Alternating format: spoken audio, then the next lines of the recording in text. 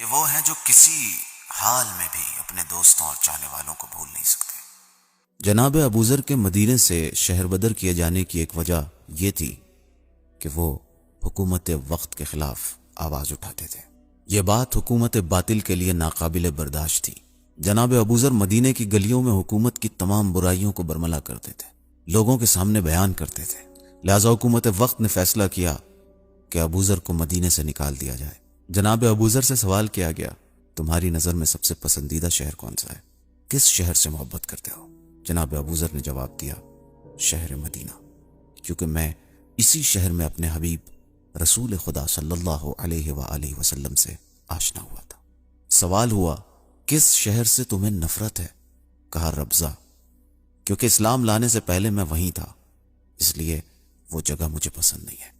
حکم دیا گیا ابوذر کو اسی جگہ شہر بدر کر دیا جائے جس جگہ سے انہیں نفرت ہے، اور ساتھ ہی ساتھ یہ حکم بھی دیا گیا کہ کوئی بھی ابوذر کو رخصت کرنے کے لیے نہیں جا سکتا۔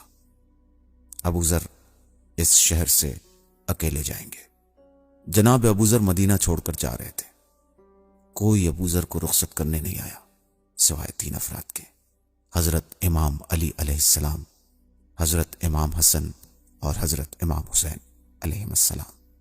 یہ وہ ہیں جو کسی حال میں بھی اپنے دوستوں اور چاہنے والوں کو بھول نہیں سکتے، لہذا رخصت کرنے کے لیے آئے۔ مولا کائنات امام حسن اور امام حسین علیہ السلام نے اپنے اپنے الفاظ میں انہیں تسلی دی۔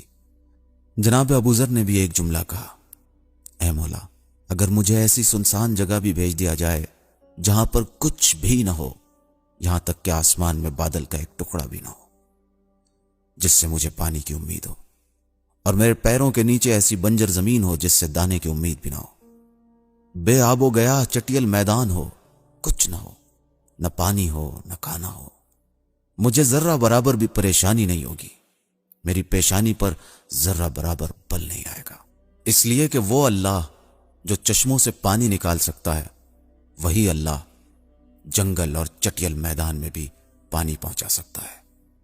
وہ اپنی خدائی جانتا ہے، ہم اپنی ذمہ داری ادا کریں، وہ رزق دینے والا ہے۔ ایسا خدا جو چشمے کے پاس تو سیراب کرے لیکن صحرا اور بیابان میں پانی نہ پہنچا سکے، وہ خدا نہیں ہوتا۔